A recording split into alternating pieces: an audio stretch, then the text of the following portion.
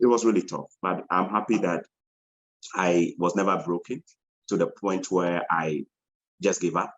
I was bruised many, many, many times, emotionally bruised, stressed in different ways, but God came through. And sometimes God comes through with strangers, right? That's why the book of Hebrews 13:2 says that, look, be very kind to strangers, because some of them are angels in human forms that God has sent. God has sent those people to you to shape your destiny, to take you to the next level. There were strangers who came through for me almost every time when I was down. Wow. It wasn't easy. Secondary school was probably the most defining moment in my life. My admission struggles, trying to pay that school fees to enter. And then in my second year, trying to get myself registered to, most secondary schools in Ghana, they will use your second or third term examination to determine your eligibility or your readiness or your preparedness for the WAEC exams, right, in Form 3. So they will monitor your performance. If you were struggling, they may repeat you or they may tell you to do some stuff. Man, that secondary school end of semester exam was so big to me. I had prepared, I had studied, and I remember I was owing about 50-something Ghana cedis. Today's Ghana cedi, which is probably around $11, $12 today. And this was an accumulated tuition, by the way, not just like one. It was accumulated tuition from first year going to second year. Now, my school had this policy that if you don't pay, you are not allowed to write the exams. They will deny you the opportunity to write the exams if you don't pay. I went to talk to my form master, Mr. John. Mr. John, if you're still around there, Mr. John, Accra Academy was my form master. I went to talk to him and I'm like, sir, is there any chance I can still write these exams? I knew trouble was coming. Is there any way I could write it? I don't have the money, my parents don't have it. He said, there's no way. The only way he could allow me to write it is if I show a bit of commitment by paying a bit of it. That was another thing. Spoke with my father. My father promised me ahead of time that he was going to do his best for me. And he promised me. So I had my hopes on that at least he was going to chip in something for me to go and pay part of it and get exams done. Early morning, exams day, Monday morning, business management. I remember that course so well. I had studied. Mr. Ejari was a teacher for business management, and I knew I was going to blow that paper. I had studied for it, and I was ready in my Accra Academy uniform early morning. Come on. Before I could get ready, my dad was already gone. I said, oh, but this man promised me some money. So I went. Those days, we didn't have cell phone like we have now, where everybody had to go to the pay phone by the roadside com center, we call it, or space to space. MTN had brought the roadside pay phone where you could just go and pay and then make a call and pay for it. So I went to the roadside and then I used the coin that I had and I used it to make that call by the roadside in Chorkor. Then I called my dad and I said, Poppy, but you promised me some money today. So I know they see you also. And Poppy said, oh, I left, but I left the money with your mom. My mom, me, my stepmom. So, okay. I said, how much did you leave? He says 20 Ghana cedis out of the 50 something. So, okay, that's good. At least 20, that's almost 1/3, right? So I went in and I spoke with my stepmom in my uniform, like, Poppy said he left some money with you. Do you mind helping me with the money so I can go to school? I'm ready for my exams. This woman said there was no money. Wow. I said, but I just spoke with Poppy. Poppy said the money is with you. The woman said there was no money. Poppy never left any money. I said, okay. I went back, pleaded with the comm center guy, the communication center guy, that please call my dad for me again. He said, no, I have to pay. I said, I don't have the money, but please call. It's very urgent. My guy tried and he called my dad. My dad was furious over the phone. He said, go talk to your stepmom. I gave money to your stepmom. Went back again. Told my stepmom, that said, right there, tears started rolling down my eyes. Oh, goodness. It was as if I just felt like this woman wanted to just ruin my day. So I asked her, with tears rolling down my eyes, if I was your child, from your own blood, would you do this to me? And I told her, if you don't give me the money, I'm not leaving today. Wow. I'm going to stand here until you give me the money today. So in a bid to get me out of her presence, she shoved me away. And then, in my bid to also prove that I wasn't going to go, we had an altercation. At the end of the day, this was a scar that he gave me perpetually. Wow. Wow. Oh, Lord. Wow. My middle finger got crushed in the process of that altercation. Wow. Blood was oozing everywhere into my uniform. Oh my goodness. And you had exams to write in school waiting. That morning. Wow. Yeah. So sorry to hear This is I ridiculous. was bleeding profusely. My entire uniform was covered in blood.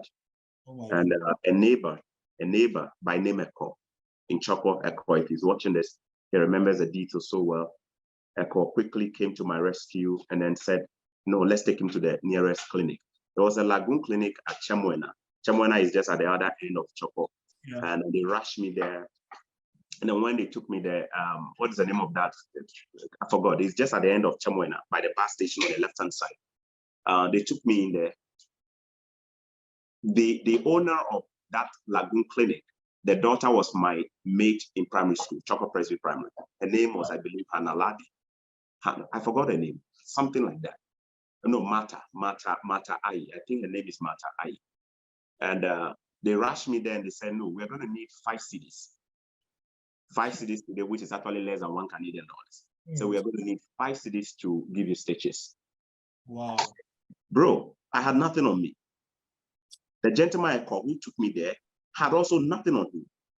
So either these people were just going to stitch me to save me, or I had to, in Ghana, it was a cash and carry. Still cash. Yeah. If you don't have the money, nobody pays. Yeah. Wow. So they told me, unfortunately, they cannot stitch me if there's no money. So you know what they did? They just put a bandage on it, and then they bandaged it like that. Really? Yeah. So that is how come this was never stitched. Wow. So maybe today that I live in a better country, you can see the cloth around the hand, right? So look at the difference between the two. Yeah. You see this one, how this is swollen? Yes. So I've been telling my wife that maybe someday I'm just going to go and then have them medically just to open it up and see if they can do something about the cloth and flat things up, right? And after the band-aid was put on, I was late for the exams already.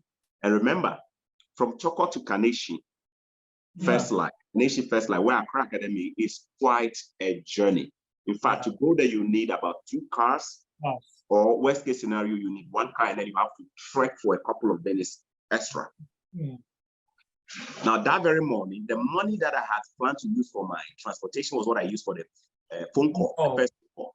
So how was I going to get there?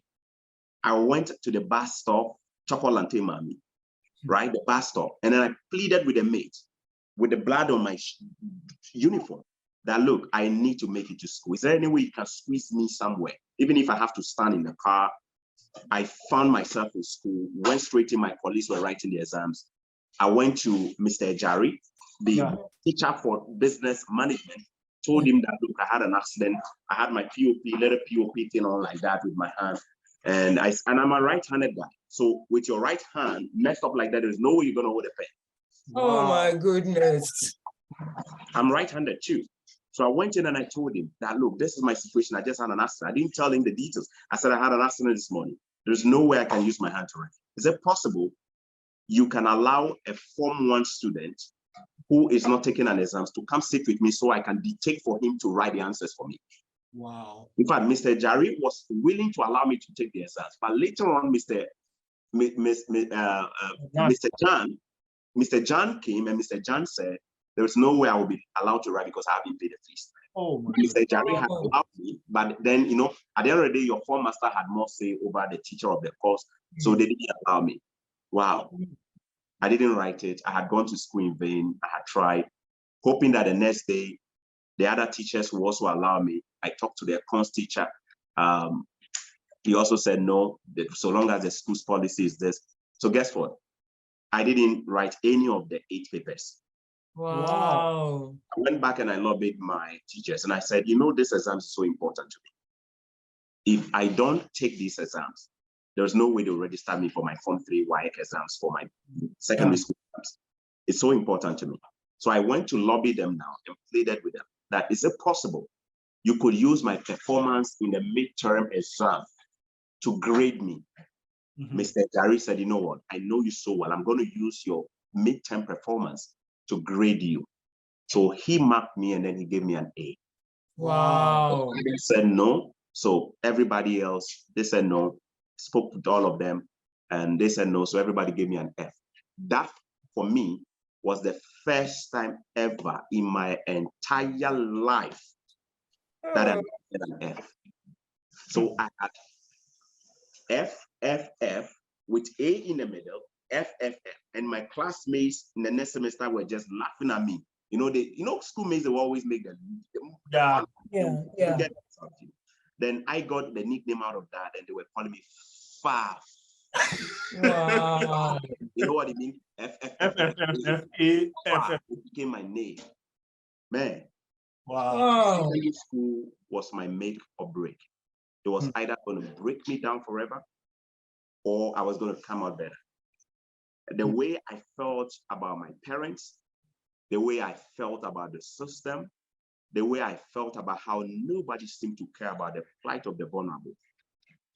These are things today that have made me who I am today. You see, when I make my videos, I make them from a point of pain, vulnerability, because the things I've been through, unless you've been through them, you have got no right to even question the things I do. Exactly. Our stories and our experiences are very unique. And sometimes the scars we carry in our heart, people don't know them. When people watch your videos, they don't know where you're coming from. They don't know your story. Yeah, they don't know to the criticize. demons you have to slay. They don't know the giants you have to slay. You don't know. You don't look like what you've been They don't through. look That's at why. what you've been through. What did I do to deserve all of this? Yeah. What did I do to deserve all of this? All I wanted to do was to go to school. What did I do to deserve all of this? So if I don't show somebody my scar today, how would they even know what I've been through? That is why today, parents, we cannot afford to allow the things that happen to us to happen to our children, right? And when I look at my father, I saw traces of him literally also blaming his own father for the same thing, right? He also said, I remember there was one time in GSS when I went to him for school fees, and then he told me he never had the opportunities I have. He told me point blank, he said, look, I even didn't go beyond GSS because my father never put me there. I get it. That was it. Your father never gave you, but it doesn't mean I have to also go through the same thing. Yeah. Right? And sometimes as parents, these are the things we say to our kids without even seeing the consequence or the impact it's going to have on them. That when you tell your children that you never had something, and then you are using that as a reason to also tell them they don't also deserve it. You are basically telling them that they must pay for the things you went through. Right. No. Every generation must strive toward create a better opportunity, better future for the next. The things I went through, they are my story. They are the things I went through. But I have an obligation to leave a better legacy for my own children. Even if you don't have it, there is a way to turn those negative words into, those negative experiences. There is a way to turn it into a positive one and give it back to your children. Right? Yeah. How come some of these things are the ones that stick with us and remember them so well? Because they are the ones that have the lasting impression on us. Exactly. Yeah.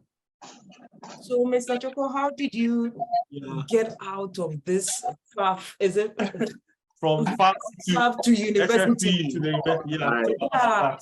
Form 3 in Accra Academy Secondary School, Form 3, they won't register me. They said my grades were not good enough. But everybody knew. My classmates knew I was one of the best. One of the best in that class.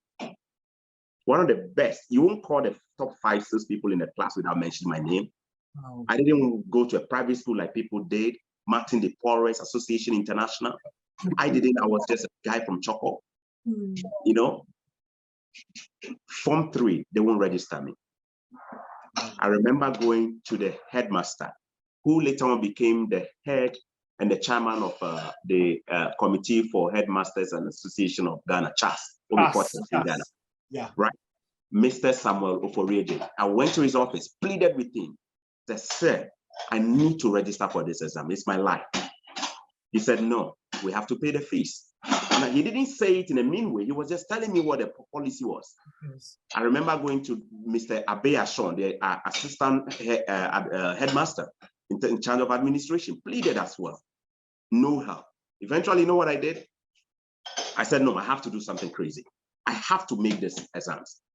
So I went in and my dad had this kente cloth, big one, an attack, very big kente. He has a couple of them. What did you do? Now I know what you're thinking already. He knows the story. I went and I said, you know what? I have to do something crazy. I have to get this man's attention at all costs. I know he doesn't have it, but at least he could put himself out there to go and see if he can loan money or something just to make things work for me. Especially with all the things I've gone through, the pain, the hurt, and all that. Wow. So I went in and I picked one of his favorite kente from his trunk. Then I took it to a woman in Chemwena, Stakafui. And I said, Stakafui, this is my father's kente. Is it possible you can borrow me money, right? Borrow me money and keep the kente. I'm going to use it to write exam. Just keep the kente. If I am able to pay it back, I'll come for it. Okay, so like collateral. Like collateral. She looked at me and then a part of her said, you know what, son, I don't think I can take this from you. I don't think. I told her it's for my father. I don't know if she was thinking I stole it from somewhere, but she just didn't want to take it. But then she gave me 10 Ghana cedis. I remember so well. She gave me 10 Ghana cedis. She gave me 10 Ghana cedis. Wow. That's okay. At least I've made some progress. I took the kente again and went to Accra Academy. Went to Mr. Samuel Opori Eje. Wow. You did a lot too.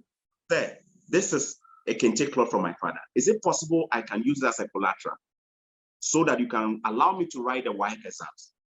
When I finish and I am able to pay, I'll say, they said, we don't take stuff like that. We can't take it. Wow. I didn't know where to go again. I was just there and then I remembered that I had some Liberian friends in Chorkor that I connected with. They were refugees from Liberia, but they had come and settled in Chorkor in the Estrawo area, just behind Agrata. And some of them were fortunate to get on a refugee program that was introduced by United Nations High Commission for Refugees, UNHCR, for refugees who were in Ghana, most especially those who were living at the Bujumbura camp. They were doing a repatriation program where they were allowing them to reconnect with families and people who wanted to host them in overseas countries like in Germany, in France, and the US. Now, this Liberian family that I had connected with and became so fond of, one of them had gotten the chance with his family to migrate on the program, the resettlement program. So they had relocated to the US. So something came into my mind. I'm like, Auntie Hawa, Ma Hawa I used to call her, Ma Hawa and the husband, Mr. John Kabir, they've relocated to USA just recently, not too long back. Why don't you try giving them a call or reaching them? Those days, it was expensive even making those calls. Long distance call. And I said, is it possible you can connect me to Mahawa? They said, what for? I said, I need help. I pleaded with them and then they said, yes. So they connected me with Mahawa, called Mahawa, and I said, Mahawa, I'm in big trouble. I'm in big trouble. I need money to pay my fees. Else I won't be able to write my WAEC exam. And she knows how brilliant I was, right? So she said, you know what, we're going to send you money. Then she sent Western Union. Wow. I forgot the exact amount, but it could be around maybe $20 or something. Praise like the that. Lord. Yeah. And then I went to Kaneshi First Light inside the Kaneshi market. Remember that that big building with overhead, just by the bike. I went straight there, went straight to the Western Union, went there and cashed the money. And it was enough to top up with whatever I had gotten from the other places. I went in and I paid. And finally, I was allowed to register for my WAEC. God was with me. I passed the WAEC exam and I did so well. And then the rest of it was the journey to University of Ghana. Wow, what a story. This one, I'm clapping for God. I'm not clapping for Chorkor. And I really admire you. Yeah, very resilient. Like you are resilient. That's why you hate nonsense. You are like me. Yeah. So did you return your father's kente? Let me just ask. Yeah, I returned it to him, but before returning it, he found out it was gone, it was missing. My stepmom was keeping an eye, so she told him that she thinks I had stolen it, and I sold it and stuff like that. And I personally think my stepmom never liked me. I'm saying this on record. Like me, not just me, she never liked any of us. She had all the attention for her own children and denied us of the love, and the basic things you can think of, right? And that is why if you're a man watching me today, no matter how hard your marriage is, no matter how hard things are, if there are children involved, just before you decide to walk out of that marriage, walk out of away from your wife or step away from your husband, just think of the consequences sometimes that's going to have on the children. Not everybody gets it fortunate. I'm fortunate enough to get amazing stepfathers and stepmom. All the amazing stepmothers out there, I want to give a special shout out to you. Definitely not creating an impression that step parents are horrible people, but it could be a real place of hell for a lot of kids who find themselves in situations like this, where there are broken homes and then other people have to come in.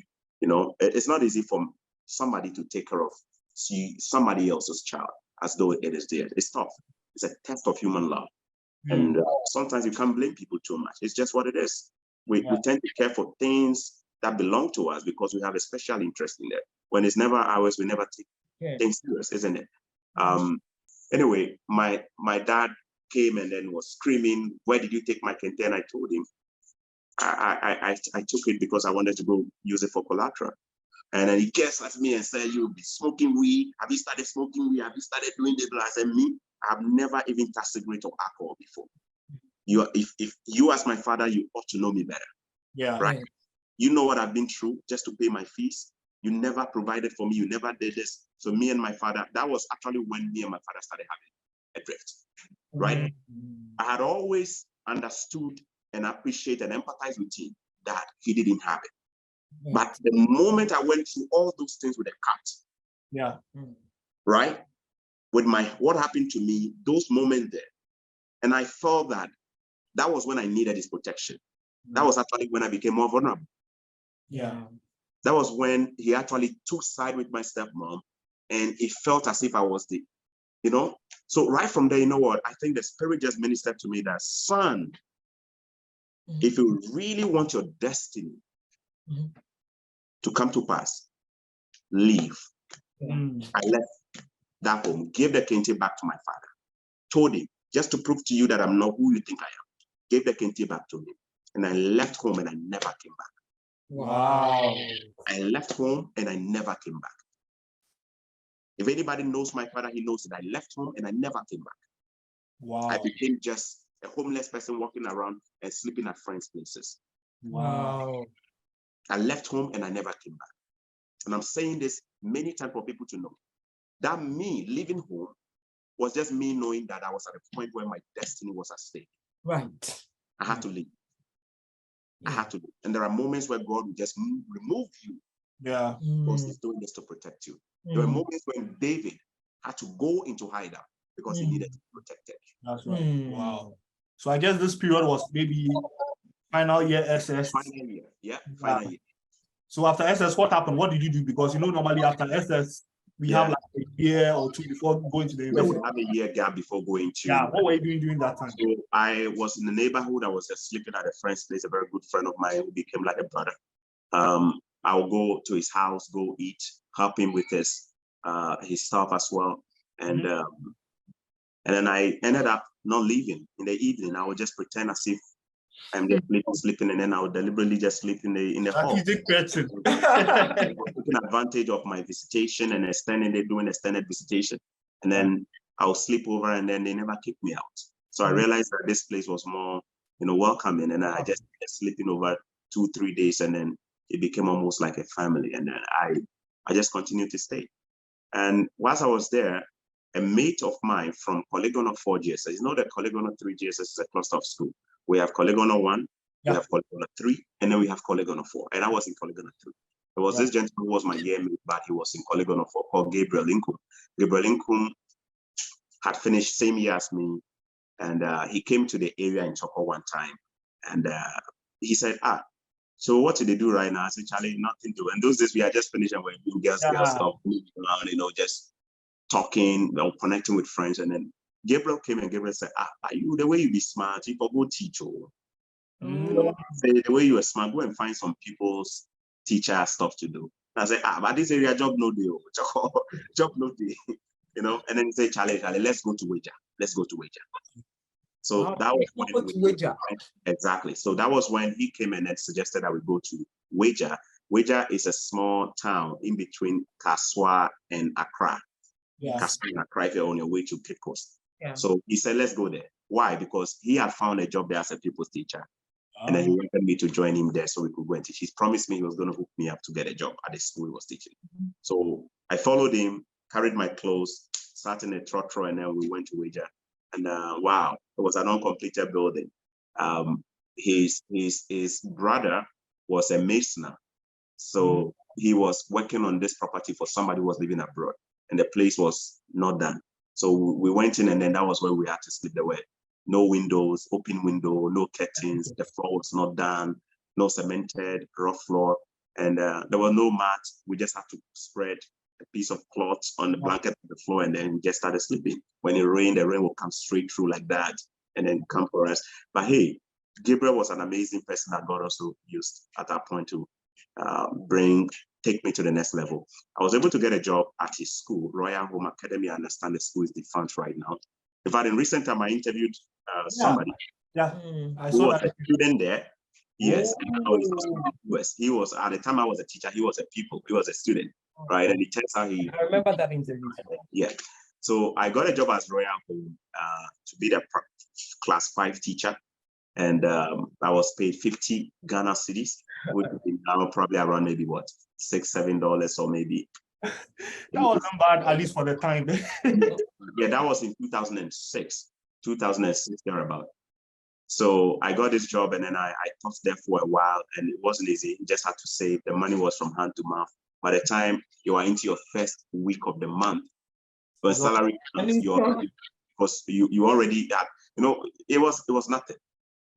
Saved it, and I did a bit of people's teacher on the side, private classes on the side. Yeah, so teaching in the school, I'll go and teach other people's children in the area. I had a man, Mr. Sando, whose child was Emmanuel. Emmanuel was going to tech farm.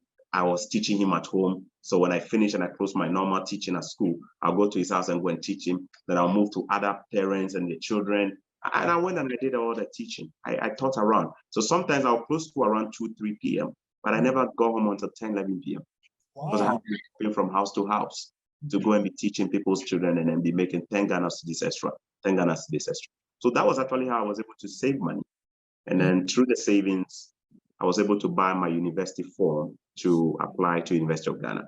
That was the only university I applied to because I couldn't afford the other universities. The University of Ghana form at that time was 50 Ghana cedis. Yeah. And I didn't have more than 60 Ghana cedis saved. So yeah, I bought the University of Ghana form, applied to the business school, and yeah, I got in. Wow. But I didn't get into the business school. They said, you know what, it was too competitive, so they gave me political science, gave me sociology, the study of religion, and then I entered the University of Ghana. Yeah. So that was about university life. How was university life? Another story, another episode of stress. As usual, you can imagine you have to now pay your academic facility user fee, which is technically like your tuition. And then you have to also pay your residential facility user fee, RFU, which was like your hostel charges or your boarding, your room charges, right? Your residential charges. The two of them were around 180 Ghana cedis each at that time. This was 2007, 2008. So yeah, 2008. I entered at university in 2008. August, September, thereabout. So I had to pay 180 something Ghana cedis for the tuition, and then 180 something Ghana cedis for the residential. Bro, I didn't have it. That was another drama too, eh? And that was one moment that I felt my dad came into the picture. I had complained to him. I had threatened him. I had threatened him with Waju, that I was going to report him to Waju. Wow, Chorkor, you are so bold. Oh yeah. Like, I mean, the going was tough. Like, I did a whole lot of stuff. From my secondary school to my university, I kind of knew after I wrote my secondary school exams that I had to let people know what I was going through. So I called my dad and told him that as I've left home, he should remember, that the things he does every day is what has kept me away from home. I told him. I got a chance to go as far as Mipum, where I was born. sat with my grandmothers and stuff, you know, my aunties and stuff, sat them down. And I said, this thing that your brother and your son is doing, you watch it though. He's broke. I know it. But what is allowing me to go to the only child who has the opportunity to go to school? I don't want nobody tomorrow to come back and be blaming me. Because if I make it, I don't want none of you to be coming looking for me. I told them, I went and I told them, if you guys don't intervene, call him to order. That look, all these children you have, you're not taking care of them.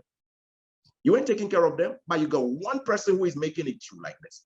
And you're not giving him what he needs, giving him the love, everything. If I succeed, I don't want nobody to come close to me. Wow. And I was telling my family members, my extended family, they know me. I went there, I was in Mipum.